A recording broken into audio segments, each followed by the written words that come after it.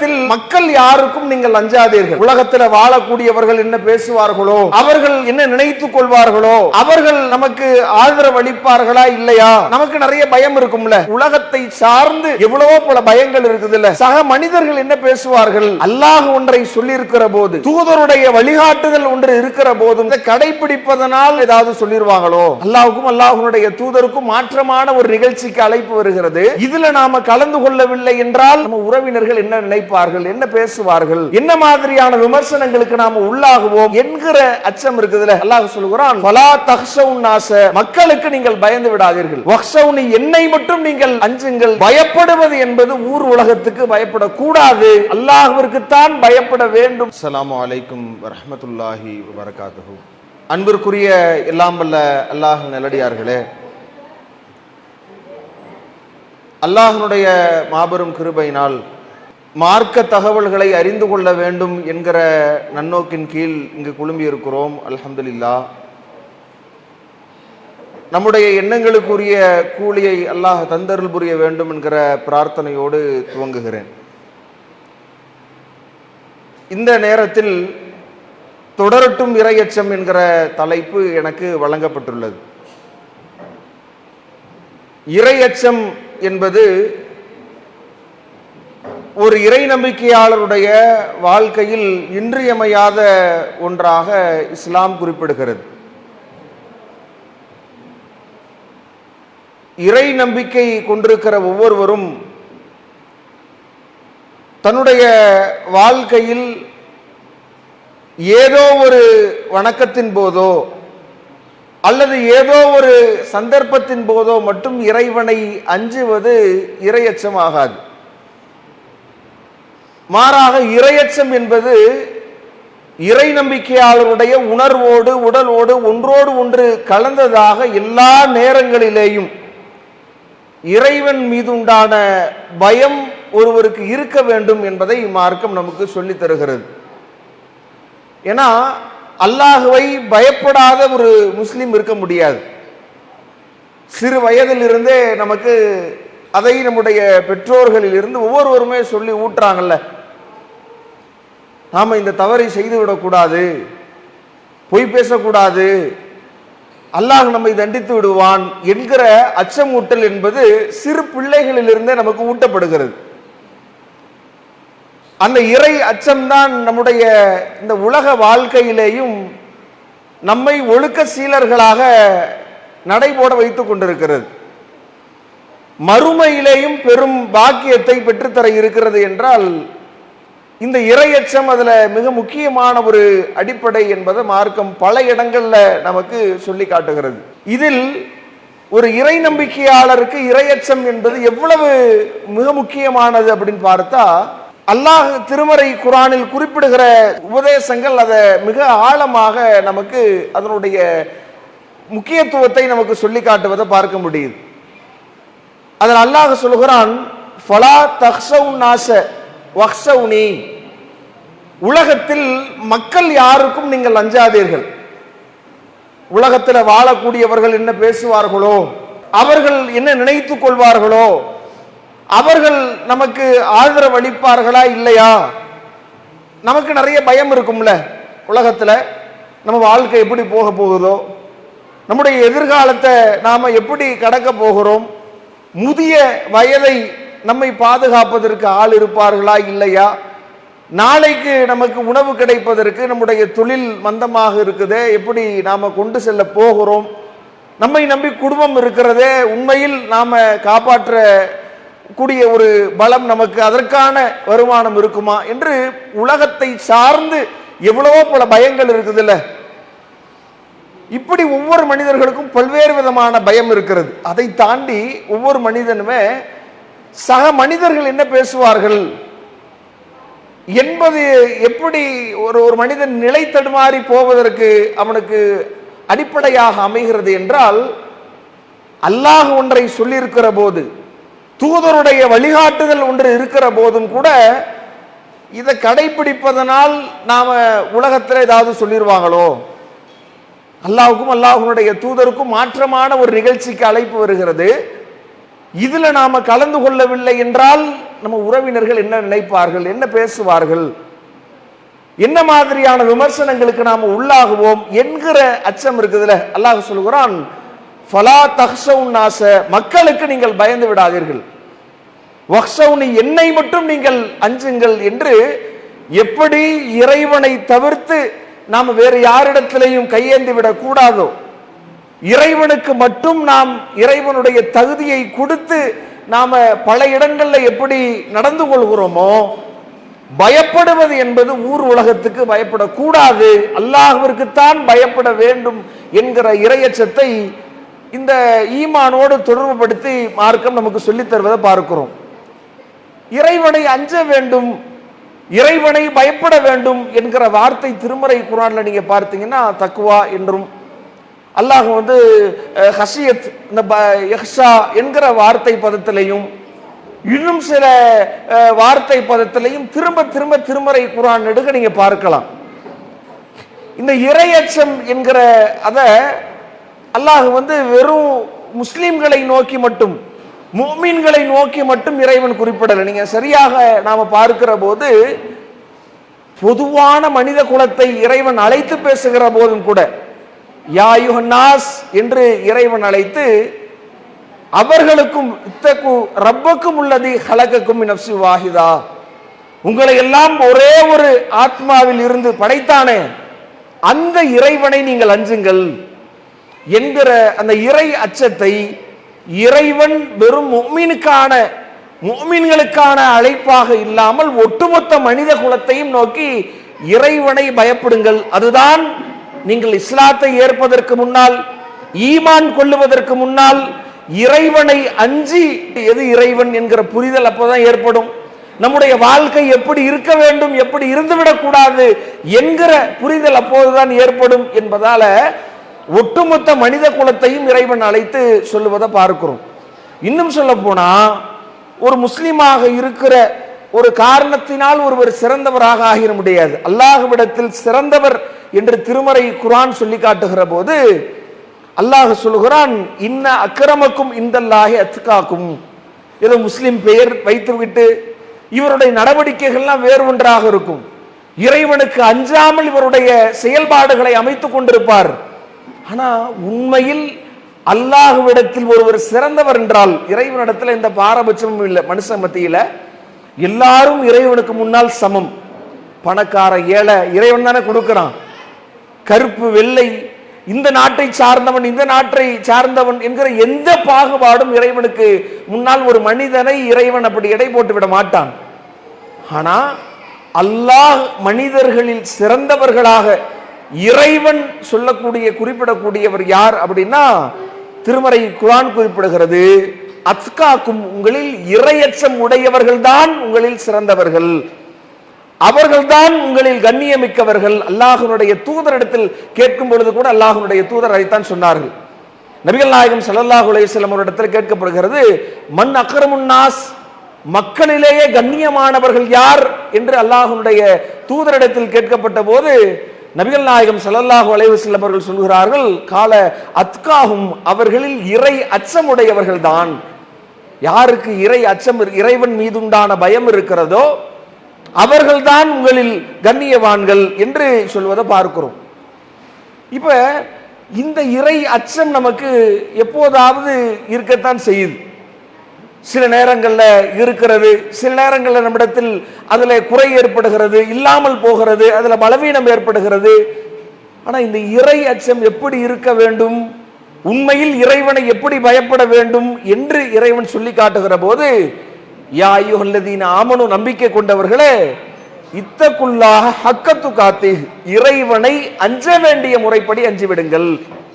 அஞ்ச வேண்டிய முறைனா எப்படி பயப்படணும், அல்லாஹ்விற்கு எப்படி நாம் அஞ்ச வேண்டும், அல்லாஹ் அதை வழிகாட்டுகிற போது, வலா தமூத்துன்ன இல்லா வ அன்தும் முஸ்லிமூன், முஸ்லிம்களாகவே தவிர நீங்கள் மரணித்து விடாதீர்கள். அப்ப அல்லாஹ்வை அஞ்ச வேண்டிய முறைப்படி அஞ்சுவது என்றால் என்ன?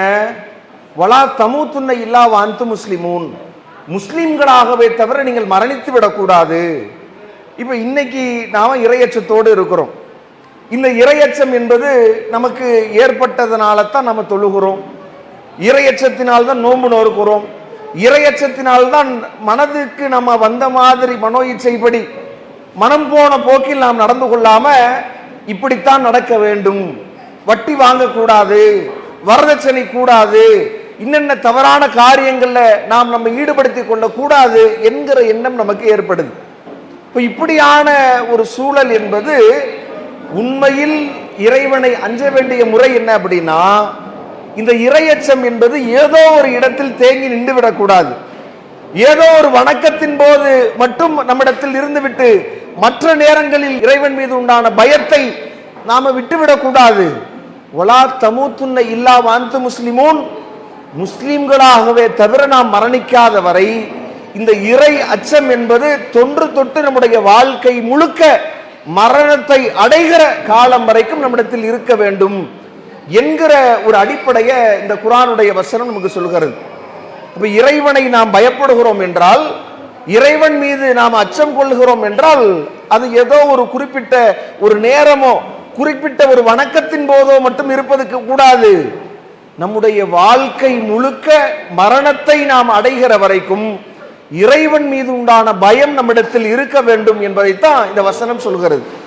அல்லாஹ்வுடைய தூதர் கூட நீங்க பாருங்க, நபிகள் நாயகம் ஸல்லல்லாஹு அலைஹி வஸல்லம் அவர்களுடைய போதனைகள் கூட இறைவன் நம்முடைய அமல்களை எப்படி பார்க்கிறான் என்கிற போது, வ இன்னமல் அஅமாலு பி ஹவாத்திமிஹா, நம்முடைய எந்த செயல்பாடுகளாக இருந்தாலும் நம்முடைய முடிவுகளை பொறுத்துத்தான் அது தீர்மானிக்கப்படுகிறது என்று அல்லாஹ்வுடைய தூதர் சொல்கிறார்கள்.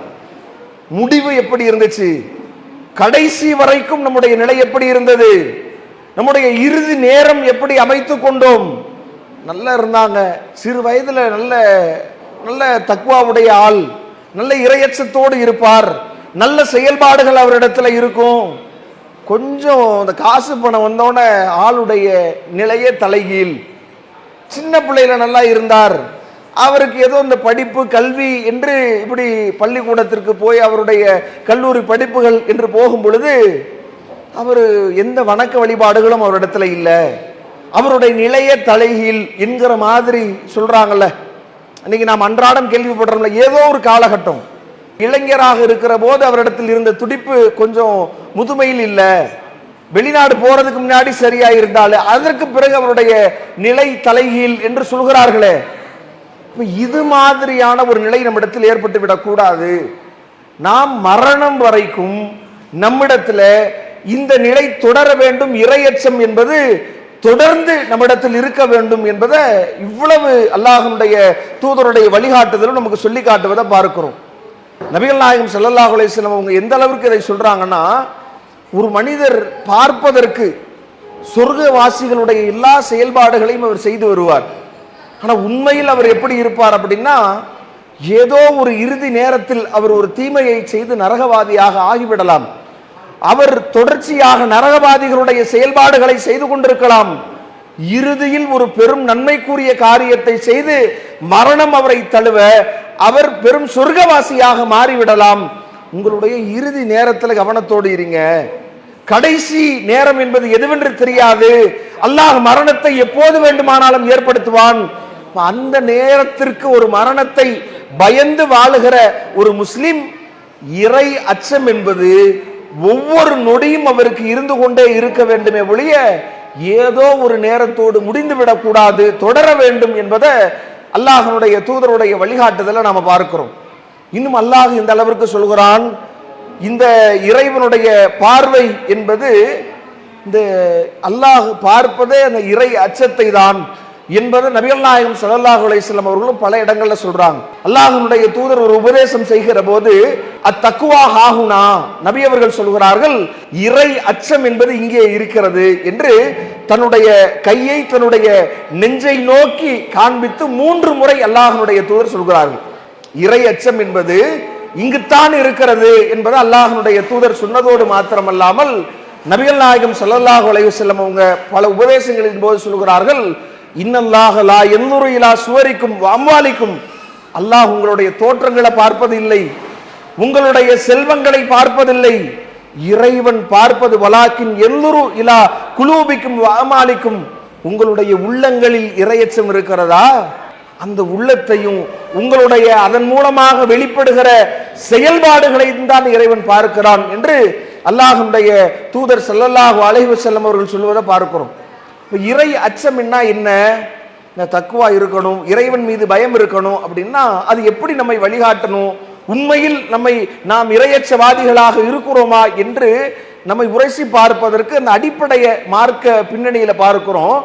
இறையச்சம்னா எதை ஏற்படுத்தணும்?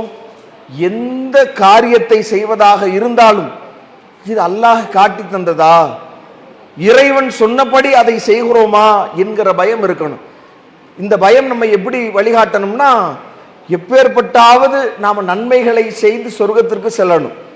எந்த பாவமான காரியத்தையும் செய்து விடாமல் நம்மை தடுத்து நிறுத்துகிற ஒரு தடுப்பானாகத்தான் இந்த இறை அச்சம் இருக்க வேண்டும் என்பதை மார்க்க வழிகாட்டுதல்கள் நமக்கு சொல்லித் தருகிறது. இந்த இறையச்சம் என்பது இது குறித்த பல வழிகாட்டுதல்களை அல்லாஹ்வுடைய தூதர் சொல்லி காட்டுகிற போதும் சரி, திருமறை குர்ஆன் நமக்கு சொல்கிற போதும் இது ஏதோ ஒரு குறிப்பிட்ட நமக்கான ஒரு வரையறையாக மார்க்கம் சொல்லலை. நீங்க பாருங்க, திருமறை குர்ஆன் பல்வேறு தூதர்களுடைய வரலாறை நமக்கு சொல்லி காட்டுகிறது. அந்த வரலாற்று நிகழ்வுகள்ல பார்த்தா ஒவ்வொரு சமுதாய மக்கள் சீர்கெட்டு போகிற போதும், தவறை நோக்கி படையெடுக்கிற போதும், தவறான காரியங்கள்ல தங்களை ஈடுபடுத்திக் கொள்கிற போதும் கூட அந்தந்த நபிமார்கள் அந்த மக்களிடத்தில் சொன்ன வார்த்தைகளை திருமறை குர்ஆன் பதிய வைக்கிறது. நபி நூஹ் அலைஹிஸ்ஸலாம் அவர்கள் தன்னுடைய மக்களை பார்த்து சொல்கிறார்கள், அவர்கள் இறை வைப்பை நோக்கி, இறை நிராகரிப்பை நோக்கி செல்கிற போது, தவறுகளை புரிகிற போது, இது காலலகும் அகூஹும் நூஹ் அலைஹிஸ்ஸலாம் அந்த மக்களை பார்த்து சொன்னார்கள், அலா தத்தகூன், நீங்கள் இறைவனை அஞ்ச மாட்டீர்களா, அல்லாஹ்விற்கு பயப்பட மாட்டீர்களா என்று நபி நூஹ் அலைஹிஸ்ஸலாம் அவர்கள் சொன்னதை இறைவன் நமக்கு எடுத்து காட்டுகிறான். அந்த சமுதாயத்தை சார்ந்த அந்த மக்கள் தவறிழைக்கிற போது சாலிஹ் அலைஹிஸ்ஸலாம் அவர்கள் அந்த மக்களை நோக்கி சொல்கிறார்கள், இது காலலகும் அஹூஹும் சாலிஹ் அலா தத்தகூன், நீங்கள் அந்த இறைவனை பயப்பட மாட்டீர்களா. ஒவ்வொரு தூதர்களுடைய அந்த வழிகாட்டுதல், அவர்களுடைய உபதேசங்கள் இறை அச்சத்தை நோக்கி இருப்பதை நீங்க பார்க்கலாம். அல்லாஹ்வுடைய தூதரும் கூட நாம உரை நிகழ்த்துவதற்கு முன்னால் சொன்னோமே, அது போன்ற அந்த இறை அச்சத்தை ஊட்டக்கூடிய அந்த வாசகங்களை, அந்த வசனங்களை சொல்லித்தான் எல்லா உபதேசங்களையும் அல்லாஹ்வுடைய தூதர் தொடங்கினார்கள். அல்லாஹ்வுடைய தூதருடைய மற்ற உபதேசங்களை அமைத்துக் கொண்டார்கள் என்று நாம் பார்க்கிறோம். ஏன் அல்லாஹ்வுடைய தூதர் அந்த வார்த்தைகளை சொல்கிறார்கள்? எல்லா ஈமானுடைய விஷயங்களாக இருக்கட்டும், இஸ்லாம் சார்ந்த நாம் வாழ்க்கையில் கடைபிடிக்க வேண்டியவைகளாக இருக்கட்டும், அதை இந்த இறை அச்சத்தின் மீது தான், அதை அடிப்படையாக வைத்துத்தான் அல்லாஹ்வுடைய தூதர் அதை கட்டமைக்கிறார்கள் என்பதை நாம் இதன் மூலமாக புரிந்து கொள்கிறோம். அப்ப இந்த உபதேசத்தை வேதக்காரர்களையும் இறைவன் சொல்கிற போது, வலக்கது வஸ்ஸைனல்லதீன ஊத்துல் கிதாப மின் கபலிக்கும், உங்களுக்கு முன்னால் இருந்த அந்த வேதக்காரர்கள் இருக்கிறார்களே, வ ஈயாக்கும் அனித்தகுல்லாஹ, நீங்கள் அல்லாஹ்வை அஞ்ச மாட்டீர்களா என்று அவர்களுக்கு நாம் உபதேசம் செய்தோம் என்று திருமறை குர்ஆன் சொல்லி காட்டுவதை பார்க்கிறோம். வேதக்காரர்களுக்கு முந்தைய நபிமார்களுடைய அத்தனை உபதேசங்களும் இறை அச்சத்தை நோக்கி முன்மொழியக்கூடியதாக நமக்கு இருக்கிற ஒரு விஷயத்தை பார்க்கிறோம். இன்னும் சொல்ல போனா இந்த இறை அச்சம்தான் இஸ்லாத்தினுடைய எந்த ஒரு நற்காரியத்தினுடைய அடிப்படையாக இருக்கிறத நீங்க பார்க்க முடியும். நாம வணக்கங்கள் புரிகிறோமே, எதற்காக தொழுகிறோம் என்று சொன்னாலும் சரி, அந்த தொழுகை எதற்கானது அப்படின்னு நீங்க பார்க்கிற போது, ஏதோ நமக்கு இறைவனுக்காக செய்கிறோமா, இறைவன் அதனால் எதனாவது இறைவனுக்கு ஏதாவது லாபம் இருக்குமா அப்படின்னு பார்த்தா, தொழுகையினுடைய அம்சத்தை இறைவன் சொல்கிற போது அல்லாஹ் சொல்கிறான், இந்த தொழுகை என்பது இன்ன ஸலாத்த கானத்தலல் முஃமினீன கிதாப மௌகூத்த, தொழுகை என்பது நேரம் குறிக்கப்பட்ட கடமை. இது எந்த மாதிரியான விளைவுகளை ஏற்படுத்துகிறது அப்படின்னு சொன்னா, அல்லாஹ் சொல்கிறான், தன்ஹா அனில் ஃபஹ்ஷாய் வல் முன்கர், இந்த தொழுகை என்பது எல்லா விதமான மானக்கேடான காரியங்களை விட்டு, தீமைகளை விட்டு உங்களை தடுத்து நிறுத்துகிறது. தொழுகையில போய் நம்ம தக்பீர் கட்டி நின்றோம்னா, அல்லாஹு அக்பர் என்று சொல்லி நாம நம்முடைய கைகளை கட்டி கொண்டோம் என்றால், அந்த அல்லாஹு அக்பர் என்கிற வார்த்தை ஒரு இறை அச்சத்தை ஏற்படுத்துதில்லை.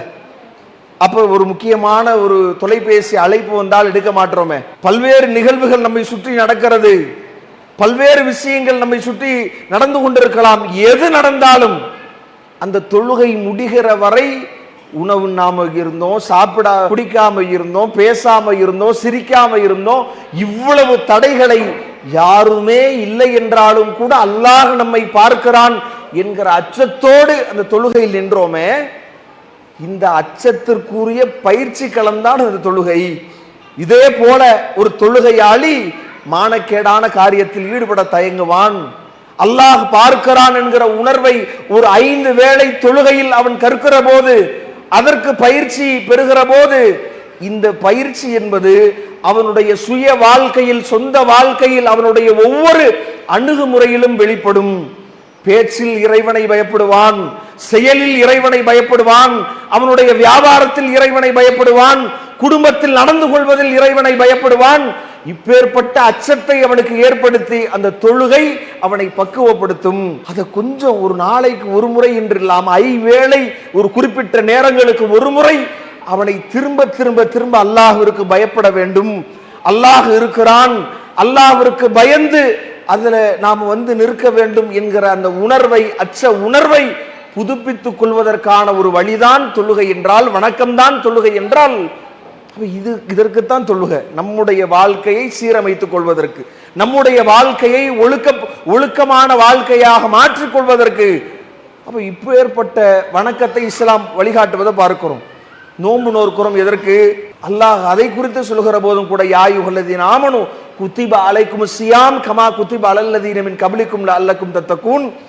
இறைவனை நீங்கள் பயப்பட வேண்டும், இறைவன் மீது உண்டான அச்சத்தை நீங்கள் ஏற்படுத்திக் கொள்ள வேண்டும், அதனால் தான் நோன்பு என்று அல்லாஹ் சொல்வதை பார்க்கிறோம். எப்படி உண்ணாமல் இருந்தோமோ, எப்படி அந்த நேரத்தில் பருகாமல் இருந்தோமோ, ஹலாலான விஷயங்களையே நாம் சாப்பிடாமல் பருகாமல் தவிர்த்து வந்தோமோ, நம்முடைய மற்ற நேரங்களில் 1 மாத காலம் கடந்த பிறகும் கூட அந்த அச்சம், இறைவன் மீது உண்டான பயம் நம்மிடத்தில் தொடர வேண்டும், வியாபாரத்தில் தொடர வேண்டும், நம்முடைய பொது வாழ்க்கையில் தொடர வேண்டும், நம்முடைய குடும்பத்தில் அதை நாம் நீட்டிக்க வேண்டும், தொடர செய்ய வேண்டும் என்கிற ஒரு அடிப்படைத்தான் அதில் அடிப்படையாக இருப்பத அல்லாஹ்வுடைய தூதர் நமக்கு விளக்கி காட்டார்களே.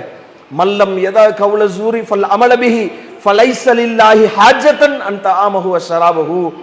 ஒருவர் தீய பேச்சுக்களை விட்டு விடவில்லை, தீய நடவடிக்கைகளை விட்டு விடவில்லை என்றால் அவர் உண்ணாமல் இருந்தும் பருகாமல் இருந்தும் இறைவனுக்கு எந்த தேவையும் இல்லை.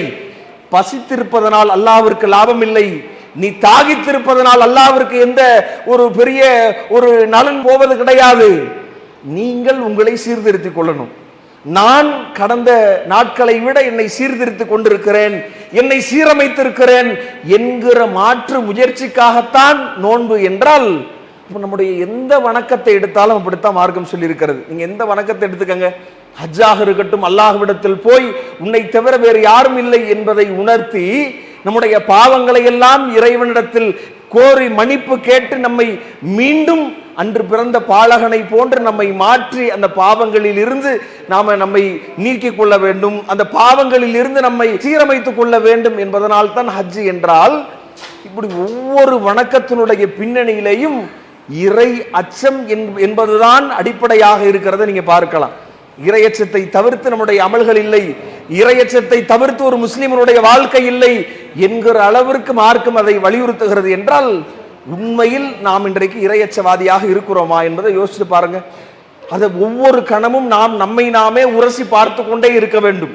நம்மை நாமே சீராய்ந்து நாம் இறையச்சவாதியாக இருக்கிறோமா என்பது அவ்வப்போது நாம் நம்மை நாமே கேள்வி எழுப்பிக் கொள்ள வேண்டும். எல்லா வணக்கங்களும், இஸ்லாமிய எல்லா அடிப்படைகளும் நமக்கு அதைத்தான் போதிக்கிறது என்கிற போது அதில் நம்முடைய வாழ்க்கை எப்படி இருக்கிறது, உண்மையில் இறைவனை பயப்படுகிறோமா என்பதை பார்க்கணும். இப்போ நியூ இயர் வரப்போகிறது, பலர் எடுப்பாங்க நியூ இயர் ரெசல்யூஷன். நான் நியூ இயருக்காக வேண்டி இந்த நியூ இயர்ல இருந்து இதெல்லாம் எடுக்க போறேன், ஜிம்முக்கு போக போறேன், உடல் நலத்துல அக்கறை கொள்ள போகிறேன், உணவு டயட் எடுக்க போறேன், இன்னென்ன காரியங்களை 1ஆம் தேதியிலிருந்து வாக்கிங் போக போறேன், 1ஆம் தேதியிலிருந்து இனிமே நான் குடிக்க போறது இல்லை, 1ஆம் தேதியிலிருந்து நான் இந்த மாதிரியான வகுப்புகளை சேர்ந்து என்னை வேறு மாதிரியாக மாற்றிக்கொள்ள போகிறேன் என்று 100 விஷயங்களை அதுல உறுதிமொழியாக எடுத்து தன்னை மாற்றுவதாக அறிவித்துக் கொள்வார்கள். ஒரு முஸ்லிமனுடைய வாழ்க்கை இப்படியான திட்டமிடல் இருக்கக்கூடாது. ஒவ்வொரு கணமுமே என்னை மாற்றிக்கொள்ள வேண்டும் என்கிற அடிப்படையை மார்க்கம் சொல்லுது.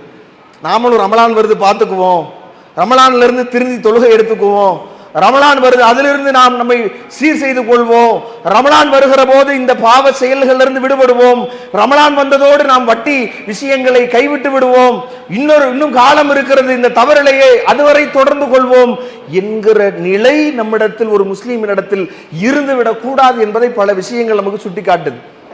மரணம்ன்றதை நாம் தீர்மானிக்கிறதா?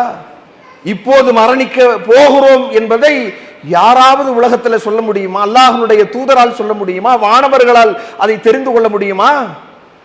அல்லாஹ் மட்டும்தான் ஒரு ஆத்மா எப்போது மரணிக்கும், எங்கு மரணிக்கும் என்கிற நிலையை அல்லாஹ் தான் அறிவான் என்றால், அப்ப எப்போது வேண்டாம் இன்னைக்கு கண்கூடாக பார்க்கிறோமா இல்லையா? சிறிய குழந்தை, பிறந்த குழந்தை வயிற்றிலிருந்து இறக்கிறது, பிறந்த சில மாதங்களில் இறக்கிறது, பேரே கேள்விப்படாத நோய் வந்து இறக்கிறது, பலமான ஆள் அப்படியே உடல் நலத்தில் தேறி அவருடைய உடலை பார்க்கிற போதே இவருக்கு நோய் வருமா என்று சொல்லுகிற ஆட்கள் இறந்து போகிறார்கள். ஒரு ஆக்சிடென்ட் பேசி சிரித்து மகிழ்கிறோம், ஒரு சில நேரங்கள் இறந்து விடுகிறார், இரவு தூங்கச் செல்கிறார், பகலில் அவரை பார்க்க முடியவில்லை என்றால், இப்பேற்பட்ட மனித வாழ்க்கையில் இறை அச்சத்தை அப்போதே அன்றே நாம் தொடர செய்ய வேண்டுமே ஒழிய நாளை பார்த்து கொள்வோம் என்பதுதான் நாசத்திற்குரிய வார்த்தை. நாளைக்கு பார்ப்போம், குறிப்பிட்ட நாட்களில் தெரிந்து கொள்வோம், குறிப்பிட்ட நேரத்தில் இறையச்சவாதியாக மாற்றிக்கொள்வோம், இப்போதுதானே என்கிற ஒரு மனநிலை நம்மை நரகத்திற்குத்தான் கொண்டு போய் சேர்த்து விடும் என்கிற எச்சரிக்கையை மார்க்க அடிப்படைகள் மூலமாக நாம் புரிந்து கொள்ள வேண்டும். இன்னும் சொல்ல போனா, இந்த இறை அச்சம் என்பது ஒரு மனித வாழ்க்கையில எல்லா காரியங்களையும் நீங்க பாருங்க, எந்த ஒரு அடிப்படையாக இருக்கட்டும், அல்லாஹ்விற்காக வேண்டி நாம் அறுத்து பலியிடுவதை வணக்க வழிபாடாக நமக்கு மார்க்கம் சொல்லி இருக்கிறது. ஒரு பெருநாளுடைய முக்கிய வணக்கமாகவே அதை நாம் செய்கிறோம். அதை பற்றி அல்லாஹ் சொல்கிற போதும் கூட, லை எனால் அல்லாஹு துஹுமுஹா வலா திமாவுஹா, நீங்க அறுக்கிற இறைச்சி அல்லாஹுவை போய் சேர்வது இல்லை, நீங்க தான் சாப்பிடுறீங்க. அறுக்கிறோம், நாம சாப்பிடுறோம், தெரிந்தவர்களுக்கு கொடுத்துடுறோம். ரத்தம் அதை அறுத்து ரோட்ல விட்டுடுறோம், அதுவும் அல்லாஹுவை போய் சேர்வது கிடையாது. எதற்காக அதை செய்கிறோம்? இறைவனுக்காக செய்கிறோம் என்று அதை சொல்லிக் கொள்கிறோமே, அதன் மூலமாக இறைவனுக்கு என்ன லாபம்? அல்லாஹ் சொல்கிறான், வலாக்கின் ஏனாலு தக்குவா மின்கும், உங்களில் இருந்து வெளிப்படுகிற இறை அச்சம் இருக்குதுல்ல, அல்லாஹுவை பயந்து இறைவனுக்காக சொந்த சம்பாத்தியத்தில் ஹலாலாக சம்பாதித்த அந்த பொருளாதாரத்தில் இருந்து அந்த காசை பயன்படுத்தி எதையும் செஞ்சிருக்கலாம்ல, உலகத்தில் சுகபோகமாக வாழ்ந்திருக்கலாம், அந்த பணத்தை முதலீடு செய்திருக்கலாம், வேறு விதத்தில் செலவழித்திருக்கலாம். படைத்தவனுக்காக நான் இதை செலவழிக்கிறேன் என்று முன்வருகிற இறை அச்சம், இறைவன் மீது உண்டான பயம், அதுதான் இறைவனை வந்தடையும் என்று இறைவன் சொல்கிறான் என்றால், இந்த எண்ணம் ஒவ்வொரு விஷயத்திலையும் நமக்கு வரணும். அல்லாஹுவை பயந்து நாம எப்படி அல்லாஹுவிற்காக அறுத்து பலியிடுகிறோமோ, அல்லாஹுவிற்காக நாம் அல்லாஹுவை பயந்து தொழுகிறோமோ, அல்லாஹுவை பயந்து அமல் செய்கிறோமோ, நோன்பு வைக்கிறோமோ, மற்ற காரியங்களில் நம்ம ஈடுபடுத்திக் கொள்கிறோமோ, அந்த பயம் என்பது நம்முடைய வாழ்க்கையில் ஒவ்வொரு கட்டத்திலையும் வரணும். ஒரு அந்த இறை அச்சம் இருக்கக்கூடிய ஒரு வியாபாரத்தில் பொய் சொல்லுவாரா, கலப்படம் செய்வாரா, மோசடி செய்வாரா, ஒருவரிடத்தில் ஏமாற்றுகிற மனநிலை அவருக்கு ஏற்படுமா? ஒரு இறைவனை உண்மையில் பயந்தவர் குடும்பத்தினிடத்தில் மிக மோசமாக நடந்து கொள்வாரா? மனைவியை மிக கேவலமாக நடத்த முடியுமா? இறை தூதருடைய வாழ்க்கையை புறக்கணித்து தன்னுடைய குடும்பத்தாரிடத்தில் தன்னுடைய வாழ்க்கை அமைத்துக் கொள்ள முடியுமா? அல்லாஹ் அப்ப அல்லாஹுவை நாம் என்ன நினைக்கிறோம்? ஒரு தொழுகைக்குள்ள இறைவனை பயப்படுகிறானாம், ஒரு நோம்பு மாதத்திற்குள் இறைவனை பயப்படுகிறானாம். பரவலாக இறைவன் பார்க்க மாட்டானா? அலம்பி அன்னல்லாக யரா, அல்லாஹ் எப்போதும் பார்த்து கொண்டிருக்கிறான் என்பதை நீங்க அறியலையா? அல்லாஹ் கேட்கிறானே, அல்லாஹ் என்ன ஒரு குறிப்பிட்ட நேரம் பார்ப்பானா? மற்ற நேரம் அல்லாஹ்விற்கு ஓய்வா?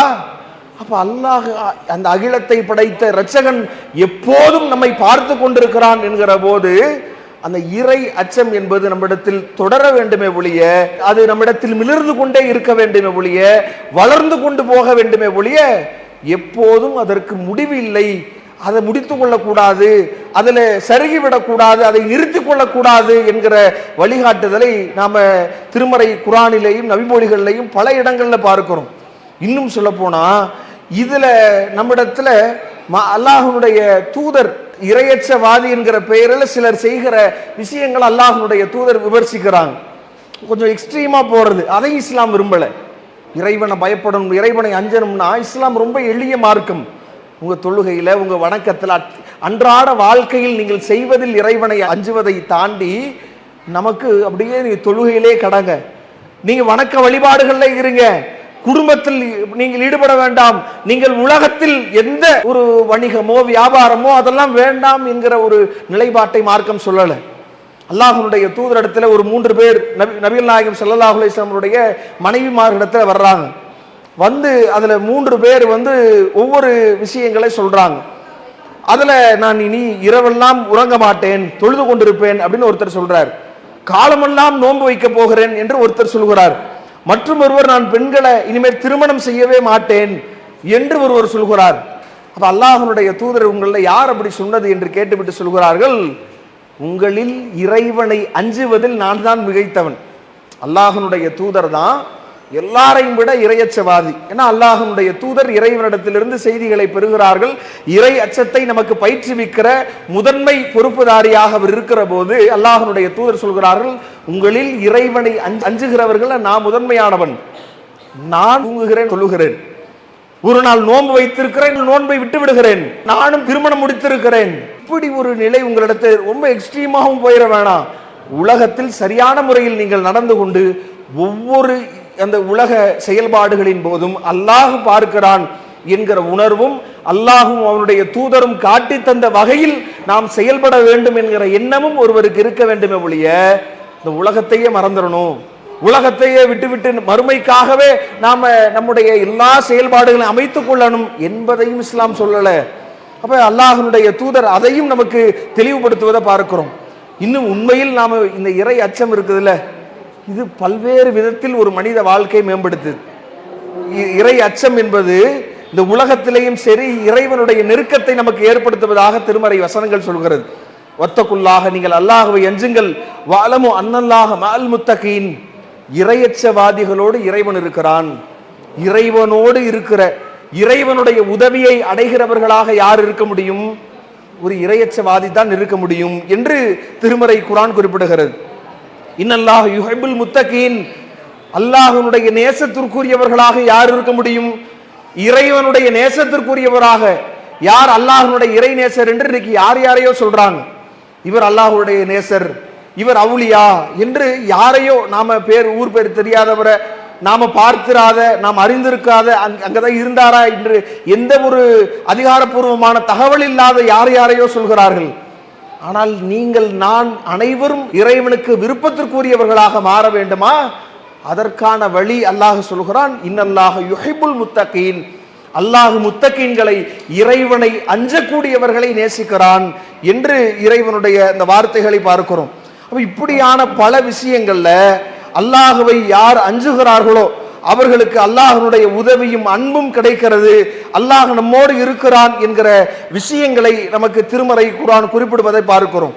அதே மாதிரி இறைவனை யார் அஞ்சுகிறார்களோ அல்லாஹ் சொல்கிற போதே அந்த சொர்க்கத்தை சொல்கிறான்ல, சொர்க்கத்திற்காக நீங்கள் மகஃபிரத்துக்காக அல்லாஹ்வுடைய பாவ மன்னிப்பின்பால் நீங்கள் விரையுங்கள் என்று அல்லாஹ் சொல்லிவிட்டு, அது யாருக்காக அந்த சொர்க்கம் அல்லாஹ் சொல்கிற போதே இந்த வானம் பூமியை விட பெரிய பிரம்மாண்டமான அந்த சொர்க்கம் என்பது இத்தத்திலில் முத்தகீன், இறையச்சவாதிகளுக்காகவே அந்த சொர்க்கம் தயாரிக்கப்பட்டிருக்கிறது. அல்லாஹுவை யார் பயந்தார்களோ, இந்த உலகத்தில் வாழ்கிற போது இறைவனை உண்மையில் யார் அஞ்சி வாழ்ந்தார்களோ அவர்களுக்காகத்தான் அந்த சொர்க்கமே படைக்கப்பட்டிருக்கிறது, அவர்களுக்காகத்தான் அந்த சொர்க்கம் தயாராக வைக்கப்பட்டிருக்கிறது என்று திருமறை குர்ஆன் சொல்லி காட்டுவதை பார்க்கிறோம். அதே மாதிரி அல்லாஹ் பல வசனங்கள் இதை உண்மைப்படுத்துகிறான். அம்மா மன் ஹாஃப மகாம ரப்பிஹி வ நஹன் நஃப்ஸ அனில் ஹவா, யார் இந்த உலகத்தில் தன்னுடைய மனோயிச்சையை விட்டுவிட்டு தடுத்துவிட்டு இறைவனை பயந்து வாழ்ந்திருக்கிறார்களோ ஃப இன்னல் ஜன்னத ஹியல் மஅவா, அவருடைய செல்லுமிடம் தங்குமிடம் என்பது நிச்சயமாக சொர்க்கம்தான் என்று இறைவன் குறிப்பிடுவதை பார்க்கிறோம். நாளைக்கு உண்மையில் இறைவனை அஞ்சி கண்களில் நீர் வடித்த தனிமையில் இருக்கிற போது அல்லாஹ்வை பயந்த அவர்களுக்கு அரிசில் நிழலே இல்லாத நாளில் அல்லாஹ் நிழலிப்பதாக சொல்வதை பார்க்கிறோம். அப்ப இந்த இறை அச்சம் என்பது நமக்கு ஏதோ 4 பேர் இருக்கிற போது இறைவனை அஞ்சுவதல்ல. ஒரு வணக்கத்தின் போது இறைவனை அஞ்சுவதல்ல, தனிமையில் நாம் இருக்கிற போதும் அல்லாஹ்வை பயப்படணும். அதான பெரிய விஷயம். இன்னைக்கு நாம் பலரும் தடுமாறி போவது எந்த நேரத்தில்னா, யாருமே இல்லை அப்படின்னா அந்த நேரத்தில் நமக்கு ஒரு தைரியம் வருதில்ல. ஒரு சொந்த ஊர் இல்லாமல் ஒரு வெளியூருக்கு போகிறோம், நம்மளை யாருக்குமே தெரியாது என்கிற போது நாம் எப்படி இருந்தால் என்ன என்கிற ஒரு மனநிலை நமக்கு ஏற்படுதில்லை. நம்மளை யாருக்குமே இந்த ஊர் உலகத்தில் என்னை யாருன்னே தெரியாது, இங்கே நான் எப்படி இருந்தால் என்ன என்கிற மனநிலை ஏற்படுகிற போது, அதே மாதிரி தனிமையில் யாரும் பார்க்காத நேரத்தில் நாம் எப்படி நடந்து கொள்கிறோம், அந்த நேரத்தில் எப்படி நம்முடைய இறை அச்சத்தை வெளிப்படுத்துகிறோம் என்கிற நிலையில் மார்க்கம் கவனம் செலுத்துது. அல்லாஹ் சொல்கிற போது, இன்னல்லதீன யக்ஷவுன ரப்பஹும் பில் கைப், யார் தனிமையிலேயும் அல்லாஹ்வை பயப்படுகிறார்களோ, லஹும் மக்ஃபிரத்தும் வஅஜ்ருன் கபீர், அவருக்கு தான் பெரிய மன்னிப்பும் பெரிய கூலியும் இருக்கிறது. அல்லாஹ் அவருக்கு தனித்த கூலியை வழங்க இருக்கிறான். யாருமே உலகத்தில் இல்லாத நிலையிலும் கூட, யாருமே பார்க்காத நேரத்திலும் கூட, சிசிடிவி இல்ல, உலகத்தில் யாருடைய பார்வையும் இல்லை, அல்லாஹ்விற்கு நான் பயப்படுகிறேன் என்கிற மனநிலை நமக்கு இருந்தால் பெரிய கூலி நமக்கு அதன் மூலமாக கிடைக்கும் என்பதை நமக்கு திருமறை குர்ஆன் நமக்கு சொல்லி காட்டக்கூடிய ஒரு நிலையை பார்க்கிறோம். இன்னும் அல்லாஹ்வை யார் இன்னமா துந்திருல்லதீன யக்ஷவுன ரப்பஹும் பில் கைப், யார் அல்லாஹ்வை மறைவில் யாருமே இல்லாத தனிமையிலையும் பயப்படுகிறார்களோ, அவர் தமக்காகவே, அல்லாஹ் சொல்லுகிற போதே ஒமன் தஸக்கா, யார் அப்படி தன்னை பரிசுத்தப்படுத்துகிறார்களோ அவர் தனக்காகவே அவர் தன்னை பரிசுத்தப்படுத்தி இருக்கிறார், அவருடைய மீளுதல் திரும்புதல் அல்லாஹ்விடத்தில் இருக்கிறது என்று இப்படி பல்வேறு இடங்கள்ல அவர்களை அல்லாஹ் சிறப்பித்து சிலாகித்து சொல்வதை நாம் பார்க்க முடிகிறது. தனிமையிலேயும் யாருமே இல்லை, யாருமே நம்மை பார்க்கவில்லை என்றாலும் கூட அல்லாஹ் பார்க்கிறான் என்கிற உணர்வை நாம் ஏற்படணும், நமக்கு ஏற்படணும். நமக்கு ஏற்படுவது மட்டும் இல்லாமல் பிள்ளைகளிடத்திலே அப்படி சொல்லி பக்குவப்படுத்தணும். உலகத்தில் யாருமே இல்லை, நான் இல்லை, உலகத்தில் எவனுமே பார்க்கலனாலும் கூட அல்லாஹ் பார்க்கிறான், நாம் சரியாக நடக்கணும் என்கிற உணர்வு நமக்கு எப்போ ஏற்படுதோ அப்போது தான் நாம் அசைக்க முடியாத ஒரு நிலையை அல்லாஹ்வுடைய தூதர் அதற்கு உதாரணம் சொல்கிறார்கள். நபி அவர்களிடத்தில் கேட்கப்படுகிறது, மன் அக்ரமுன்னாஸ், மக்களில் யார் சிறந்தவர் என்று கேட்கிற போது, அத்காஹும், உங்களில் இறையச்சம் உடையவர் என்று அல்லாஹ்வுடைய தூதர் சொல்கிறார்கள். சொல்லிவிட்டு நபி அவர்கள் சொல்கிறார்கள், அதுல அந்த இறையச்சம் உள்ளவர் என்றால் எப்படி அப்படின்ற போது அல்லாஹ்வுடைய தூதர் அவங்க சொல்லி காட்டுகிற போது, அல்லாஹ்வுடைய தூதராக இருந்த யூசுப் நபி அல்லாஹ் அவர் பயந்தார்ல, அல்லாஹ்விற்கு தனிமையிலேயும் பயந்தார்ல, அந்த மாதிரி இருக்கக்கூடியவர்கள் தான் கண்ணியமானவர்கள் என்று சொன்னார்கள். எப்படி இருந்தார்கள்? நபி யூசுப் அலைஹிஸ்ஸலாம் அவருடைய வரலாற்றை திருமறை குர்ஆன் அழகான வரலாறாக சொல்கிறது.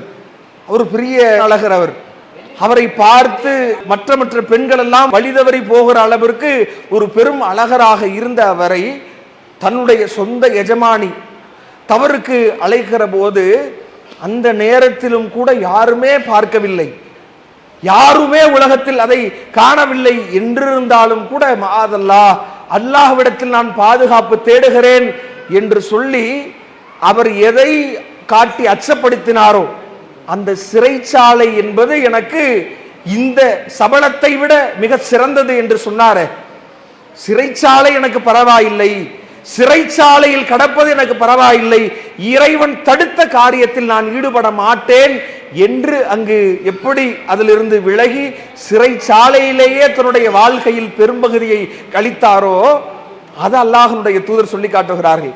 அப்பேற்பட்டவர்களாக வாழ்பவர்கள் தான் அல்லாஹ்விடத்தில் மிக உயர்ந்தவர்கள், கண்ணியவான்கள், மிக சிறந்தவர்கள் என்று அல்லாஹ்வுடைய தூதர் குறிப்பிடுகிறார்கள். என்றால் அப்பேற்பட்ட ஒரு வாழ்க்கையை வாழணும். யாருமே உலகத்தில் பார்க்கவில்லை என்றாலும் கூட அல்லாஹ்வை பயப்படுற பக்குவம் நமக்கு ஏற்பட்டால் தவறான காரியங்களை ஈடுபடுவோமா? தப்ப நாம செய்வதற்கு மனம் வருமா?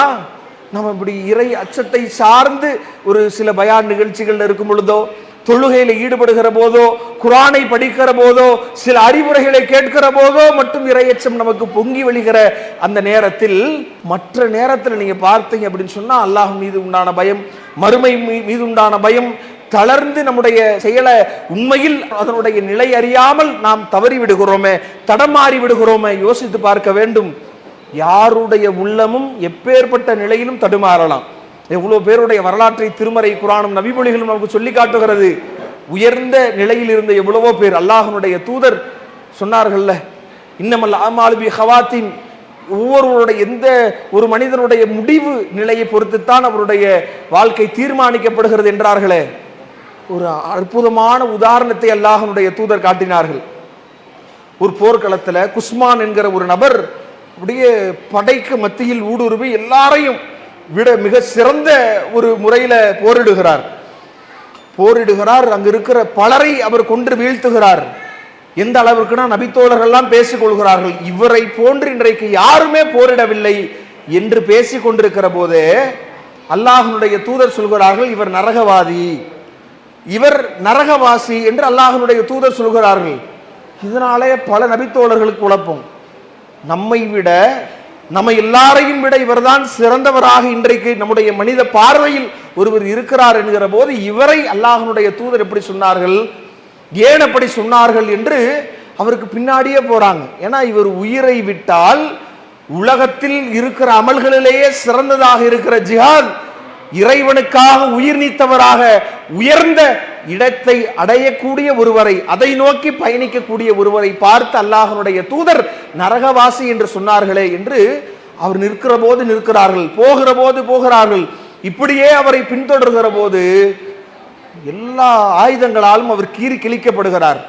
அந்த வலி வேதனை தாங்க முடியாமல் தன்னுடைய வாளை பூமியில் ஊண்டி அதுல இவர் குதித்து தற்கொலை செய்து விடுகிறார் என்பதை பார்த்து அல்லாஹ்வுடைய தூதரிடத்தில் வந்து, நீங்கள் அல்லாஹ்வின் தூதர் என்று நான் சாட்சி சொல்கிறேன் என்று அந்த நபித்தோழர் சொன்னாரே.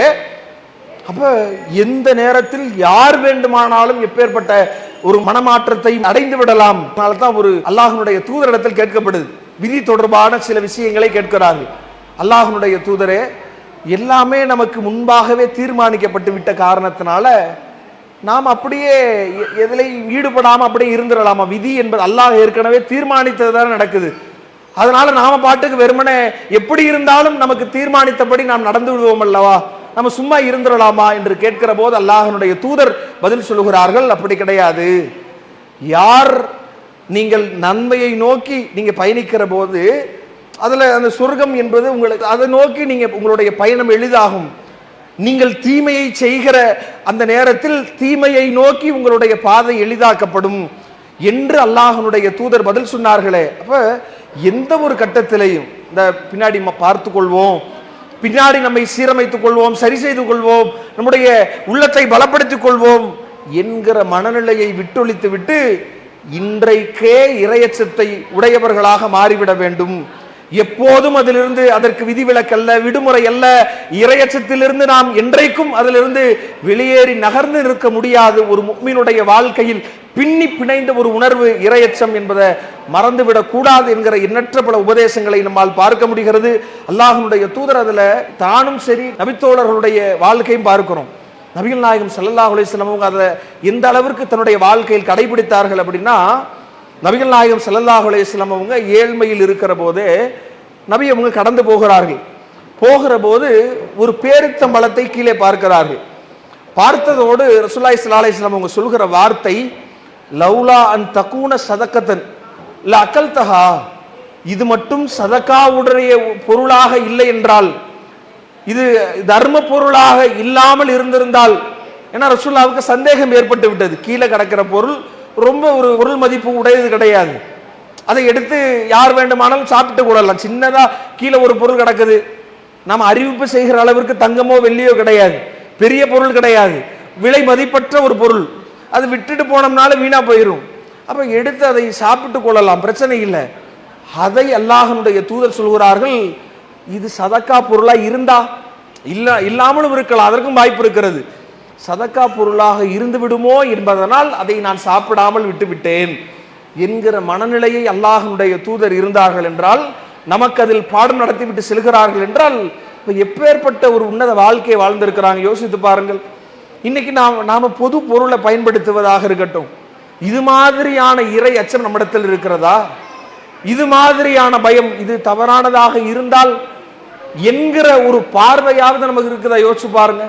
அல்லாஹ்வுடைய தூதர் இதை எந்த அளவிற்கு நடைமுறைப்படுத்தி காட்டினார்கள்.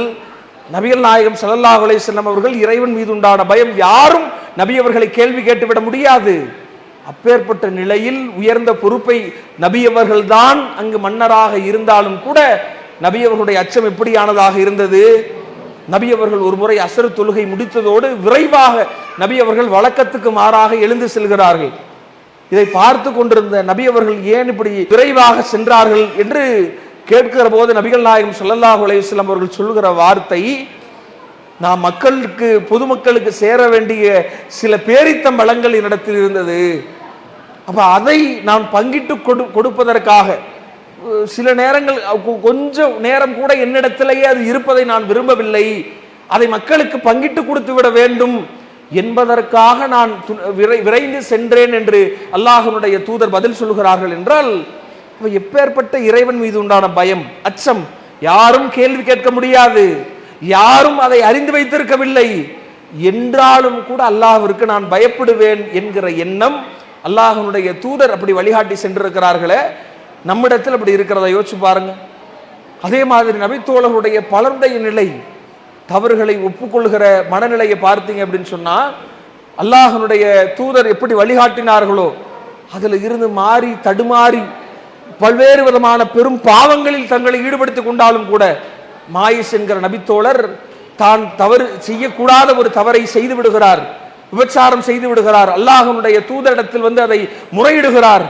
முறையிடுகிற போது அல்லாஹ்வுடைய தூதரே அதை ஒப்புக்கொள்ள அல்லாஹ்வுடைய தூதருக்கு மனம் வரல. ஏன்னா பெரும் தண்டனைக்குரிய குற்றம், அதற்கு பெரும் தண்டனை வழங்க வேண்டும், மரண தண்டனை கொடுக்க வேண்டும். முத்தமிட்டிருக்கலாம் அல்லது வேறு ஏதாவது நடந்திருக்கலாம் என்று அல்லாஹ்வுடைய தூதர் அனுப்புகிற போதும் மீறி தான் செய்திருக்கிற தவறை இந்த உலகத்தில் ஒப்புக்கொண்டால் உலகத்தோடு அந்த தண்டனை முடிந்துவிடும், உலகத்தோடு நாம் இறைவனிடத்தில் தப்பித்துக் கொள்ளலாம், மறுமையில் இறைவனிடத்தில் கைசேதத்தை அடைய முடியாது, அந்த கடும் தண்டனையிலிருந்து நாம் தப்பித்துக் கொள்ள வேண்டும் என்கிற இறைவன் மீது உண்டான அச்சம் இல்லை என்று ஒப்புக்கொண்டு யாருமே உலகத்தில் பார்க்கவில்லை என்றாலும் கூட, யாருமே சாட்சி சொல்ல அந்த குற்றச்சாட்டை கொண்டு வந்து முன்வைக்காத போதும் கூட இறைவன் மீது உண்டான அச்சம் இப்படி ஒரு குற்றத்தை ஒப்புக்கொள்வதற்கு ஒரு துணிவை ஏற்படுத்தி இருக்கிறது என்றால், அப்பேற்பட்டவர்களாக நம்முடைய உள்ள மாறணும். எந்த விஷயமாக இருக்கட்டும், யாரும் பார்க்கவில்லை என்றாலும் அல்லாஹ் பார்க்கிறான் என்கிற மனநிலை எப்போது நமக்கு ஏற்படுகிறதோ அப்போதுதான் இஸ்லாம் சொல்லுகிற உயரிய அந்த அந்தஸ்தை, ஒழுக்க சீலர்களாக நம்முடைய வாழ்க்கையை மாற்றிக்கொள்ள முடியும்.